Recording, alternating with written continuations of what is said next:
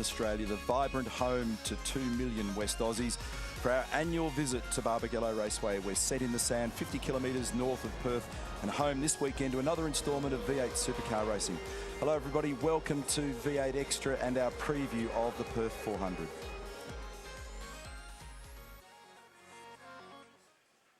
Hang on. Yeah, hello, 1, 2.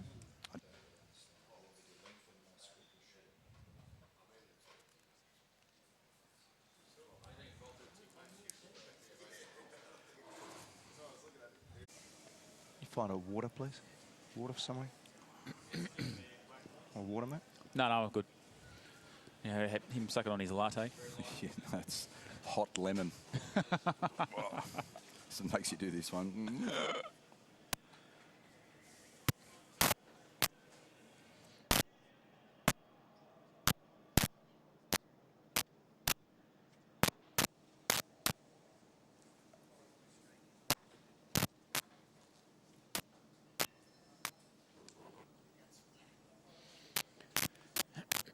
I've got static. Have you got static as well? Yeah. I know, actually everybody's got it, so I don't think it's just me. No.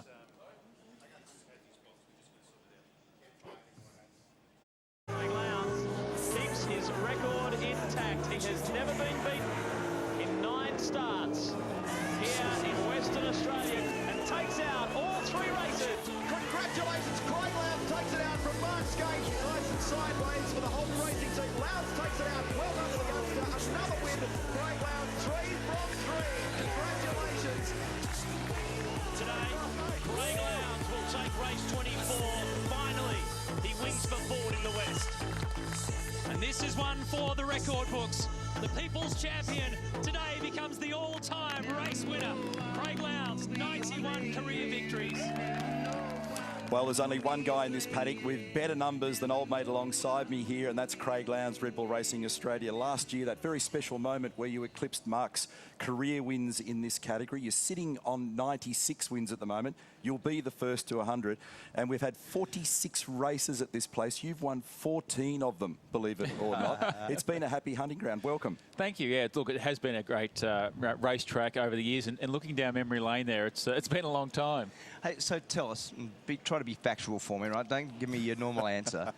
Why has this been so good for you? Why has Barbagallo, in terms of your style and technique, why has it been such a happy hunting ground? Well, I think you know as much as I do and everything else, but you know, this circuit is quite coarse textured bitumen, so it chews into the tyre really quickly. So you've got to be smooth.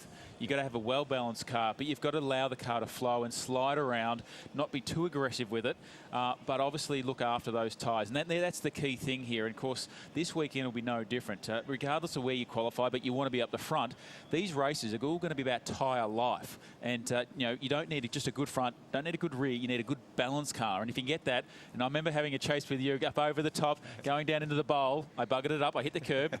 But it's one of those things, you just need a nice flowing car here. And and I love the place. It's one of those technical, but it's a small track, but it's a very technical track. It is, yeah. Rewind to New Zealand. You were 3rd in the first race. You were 20th in the last race. It unravelled as the weekend went by, and you guys have gone 2 race meetings now without a win. That's rare for Red Bull Racing. What's going on?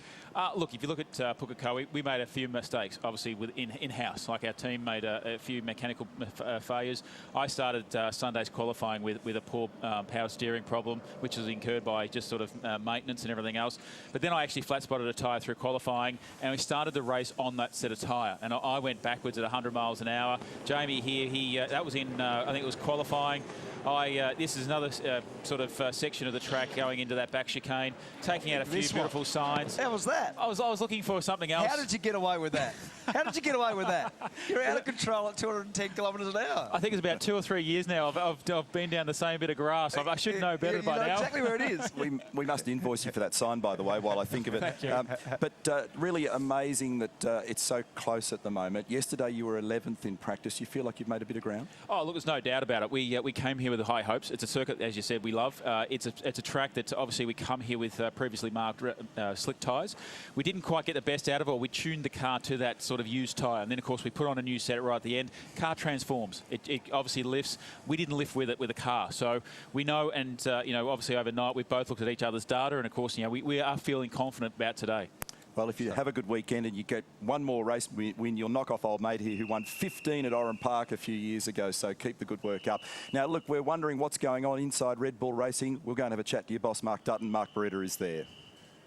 Well, Craig Lowndes is sitting second in the championship. Jamie Whincup is in 6th position, and Red Bull's sort of not quite exactly where they'd want to be. And I'm with Mark Dutton now. Mark, post Pukekohe, what was the talk amongst the team?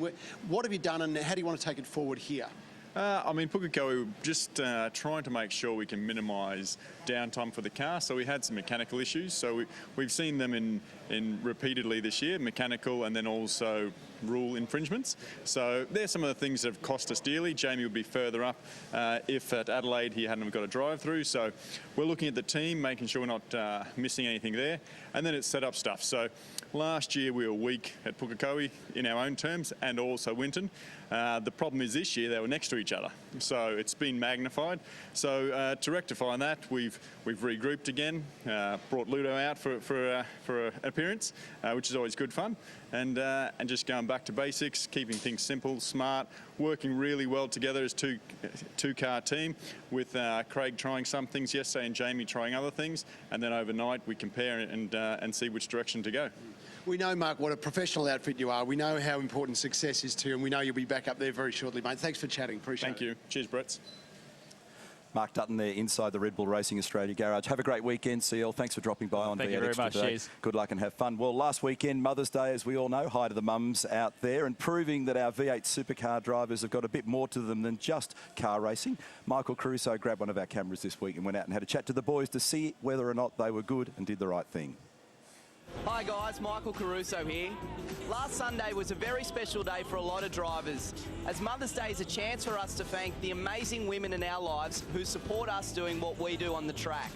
Let's go check out what the guys did with their loved ones last weekend. Dale, last Sunday was a special day for us, particularly being your very first Mother's Day. Tell us a little bit how you spent it with Jackson. Yeah, so I waited for him to wake up and then dragged him out into the kitchen and put some paint on his feet and stamped his feet on a bit of paper and a bit of a card for his mum, and then went and took a bit of a prezi tour, and then I also allowed his mum to cook me breakfast, which I think was pretty special for her. Mate, tell us a little bit about what you did on the special day last week. You just want some hints, don't you? Don't you? Okay, I will teach you, my son, all right? Do something outside the square, right? Because you get the same old box of chocolates and breakfast in bed. Boring. Took the girls and Julia, bit of a surprise trip up the back of the hinterland of the Gold Coast, and we found this little place called Natural Arch. Very cool, dude. Actually, we went to the Mother's Day Classic in Brisbane, had a little fun run, and Alana took Ava with her sister. Ava was in her pram, and I was off running with my brother, smashing him. So it was good fun. Cadell made a little necklace at playgroup, and Zara made all cards and all sorts of stuff at school. So it was pretty cool. What'd you do, mate? Mate, I actually I paid for someone else to look after Danny for the day, so I went down for lunch, and it was a nice romantic lunch, and sat back and just sat across the mirror on the other side of the table. No, well, we had the little one, so I was trying to look after her while she had a nice lunch. But no, look, it is a special day, and like yourself, you've done a few of them now. You've got to treat the ladies to a good day. So really, you put in no effort. You just rolled up. I paid for the effort.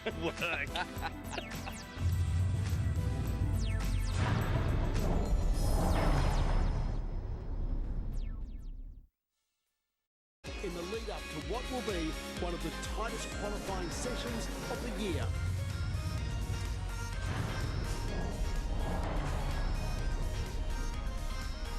The series has travelled more than 5,300.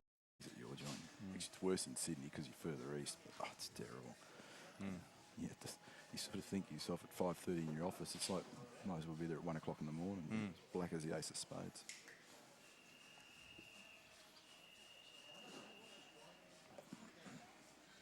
It's a bummer that, well, it's not a bummer, but that you're working on the Monday in Darwin. We'll still have dinner. Yeah. But you get a buzz out. You'd sort of, to begin with, you go, yeah, but when you got out there, you'd go, it's off the scale. It's just, I'm going to do it. I need to talk to Larko about, see if I can con him. He probably won't be up for it again. 2 days in therapy. Today on V8 Extra, we're in the West for the Perth 400 at Barbagallo Raceway.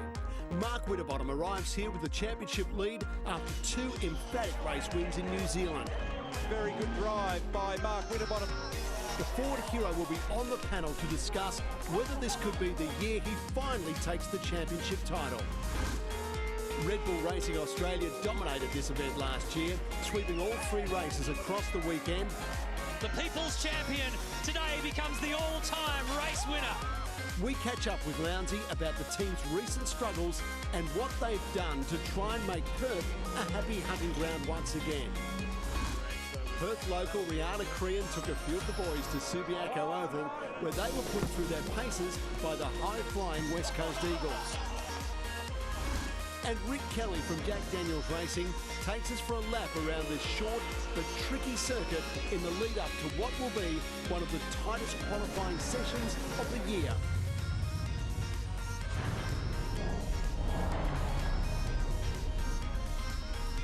The series has travelled more than 5,300 kilometres from Auckland to Perth, capital of Western Australia, and the vibrant home to 2 million West Aussies, beautiful Swan River, lovely beaches, and it's our annual visit to Barbagallo Raceway, set in the sand 50 k's north of Perth, and home this weekend to another instalment of V8 Supercar Racing. Hi everybody and welcome to V8 Extra. Great to have your company for the Perth 400. Very shortly we've got a couple of 100k super sprint races today, then 200k's tomorrow, and very soon a double shot of qualifying. But before we get to all of that, my colleague to the left, Mark Scaife. Well, super sprint racing, sorry guys. Hi everybody, welcome to V8 Extra and our coverage of the Perth 400. Really looking forward to another very, very big weekend. Very shortly we've got 2 100k sprint races, super sprint format. Tomorrow, 200k races, and very soon a double shot of qualifying. But before we get to that, a man that knows 1 or 2 things about grabbing trophies at this location. 5 pole positions, 8 race wins, Mark Scaife. We've got super sprint racing, soft tyres and a great racetrack. It's a good recipe. It certainly is, Crompo. Have you dropped a plug lead off your voice? It's average. I apologise, everybody. It's all good. This is a great place. We've spoken about it many times over the years. It's a great racetrack because it's got low grip, and with sprint race formats this weekend, it will be on for young and old. We've been coming here since the 60s, some of the best racing ever at this venue. Our first guest today is a guy that's going very, very well at the moment. Joining us on the panel, Mark Winterbottom, Pepsi Max Ford Performance Racing. Welcome. And boy, you guys are on fire. 3 race wins for you in the last 5 races, 107-point margin in the championship. Happy days. Yeah, it is happy days, but as a team, we're actually all going really well. It's not just one driver. That's the good part. You know, Reynolds and Chaz are also feeling comfortable, and whenever we're all going well, we're taking points off everyone else, and that's why in the last few rounds we've really boosted our position. So, yeah, happy days so far, but long way to go. Obviously, a couple of wins have been very good. Winton was a great bounce back for you. But the great thing about it, Frosty, and I've been saying all year, is your race pace has been fantastic, but your qualifying pace hasn't been quite good enough. Is that right? Yeah. The car in the race trim is incredible, and when you watch the burnouts, I've obviously still got enough tyre in there to do burnouts, but yeah, those races, the tyres are just hanging in there, and the car is really balanced. The flip side is when you don't use your tyre a lot and you get a lot of tyre life, when you want to use it for one lap, it doesn't want to work as well as some of the other cars. So, you know, for me, qualifying is tough. The car understeers a little bit more than I want it because the rear grip's up. Yep. But in the race, rear tyre is everything you need. So it's a catch-22, but we need to qualify better. Results have been ramping up in the last several race meetings. Is that something to do with beginning to understand how to work with Grant McPherson, your new engineer? Yeah, it's different. It's a new relationship. So I'm a completely different person to what Will was. So when I explain something, he tries to sort of filter it out in my terms, and he worked with Will for 2 to 3 years. So it is different, but we're making sense now. But I'm asking him for more turn, and he's saying I'm trying to give it to you for quali. So we'll keep working. But in the race, the car is really, really good. You're going to enjoy this, Frosty, because at V8 Extra, we spare no expense. We've enlisted a brand new reporter this weekend. Tahan Lufat has joined us. She's grabbed one of our cameras and gone roving to have a chat to your teammates about you. Oh, great. Mark Winterbottom, or Frosty as he's most affectionately known, is brilliant on the track. But what's he like out of the car? I'm about to go talk to his teammates and pit crew and find out exactly what they think about the current championship leader. So let's go find out more about this guy. If you can sum him up in 3 words, what would they be? Look, he's a really big family man. It's pretty cool to see him here with his wife and kids, and it reminds me of when I was a little tacker running around the pit, so that's pretty cool. He's pretty focused on racing, and he's really, he's one of the best drivers out here.